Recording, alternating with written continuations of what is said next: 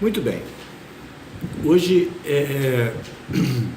nós vamos dar continuidade ao nosso estudo sobre a história das religiões e vamos iniciar com a seguinte questão: quais são os pontos comuns que deram origem às grandes civilizações? Muito bem, já ouvimos aí as argumentações e as dúvidas de todos que aqui estão participando, ok?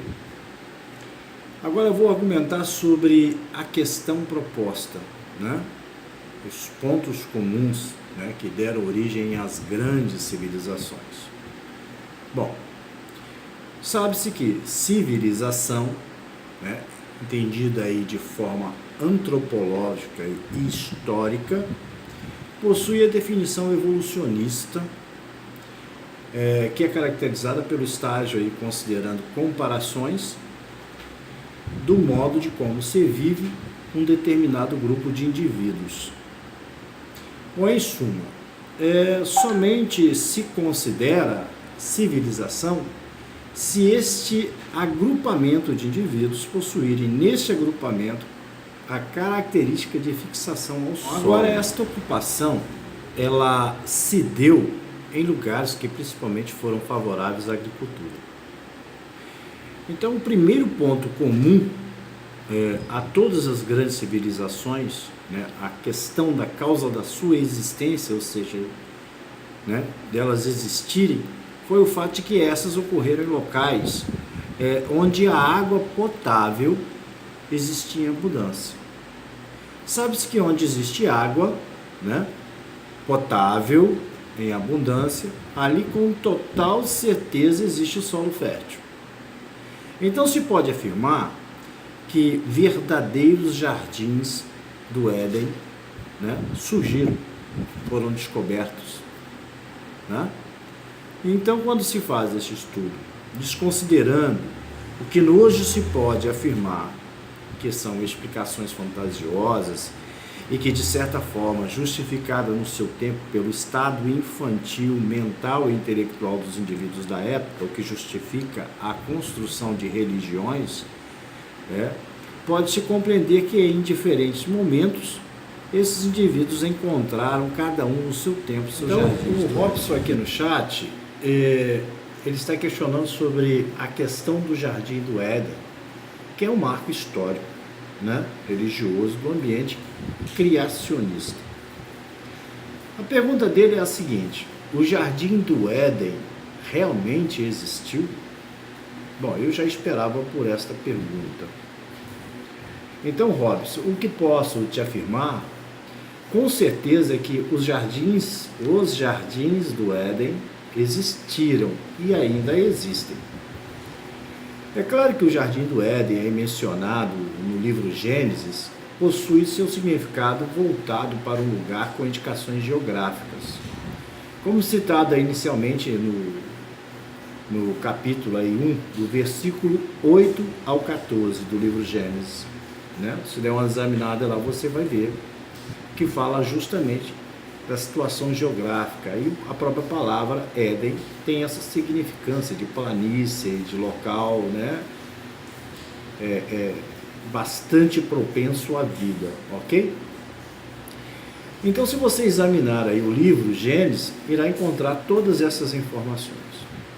Mas eu vou, no momento aí, restringir minha argumentação e observar que esta questão, quando compreendida através da consideração de que ao construtor desta argumentação lhe cabia o entendimento neste formato, para que este pudesse ser transmitido como resposta a questões como a de onde viemos, como surgimos neste planeta, foram e ainda são satisfatórias, aí, dada ao propósito religioso e retentor da animalidade presente naquele cenário, naquela época. E aí, então, Robson, na minha humilde opinião, racional evolucionista, os jardins do Éden existiram no formato de que estes foram e são oportunidades geográficas para que a espécie humana e outras espécies aí possam sobreviver e perpetuar. Então, continuando aí com a minha argumentação, fora o ponto comum de que toda grande civilização se formou em lugares onde a água potável era em abundância, né? Porque alguns locais se desertificaram de lá para cá, não é isso? Outro ponto comum a ser considerado aí para o desenvolvimento das grandes civilizações se dá ao fato de que estas todas, sem exceção, foram construídas devido a um código de conduta sustentável. Bom, o que eu quero dizer com isso? Muito bem,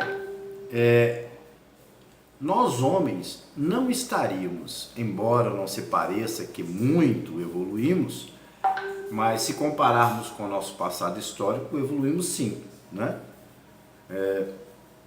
Em todos os campos e áreas. Então não estaríamos adentrando neste estágio, que se assim posso classificar aí, como estágio de uma consciência universal.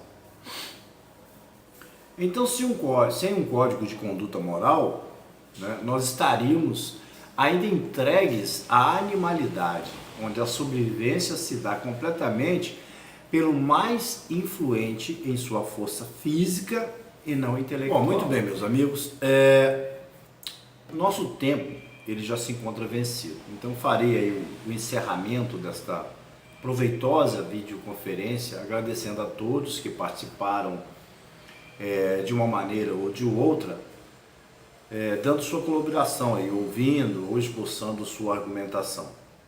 Bom, então se compreende que dois pontos extremamente importantes, né, foram comuns a todas as civilizações para que estas se tornassem grandes civilizações. O primeiro, a condição natural do ambiente, né? Principalmente aí pelo fato deste ambiente ter em abundância água potável, portanto terras agricultáveis. E o segundo, o segundo ponto aí foi a construção de códigos de conduta, né? Para que se pudesse, de certa forma, trazer harmonia e propósito ao desenvolvimento do agrupamento de indivíduos, né? Então aí fica para a próxima videoconferência, no dia 24, sábado deste mês de março, às 19h30, a seguinte questão: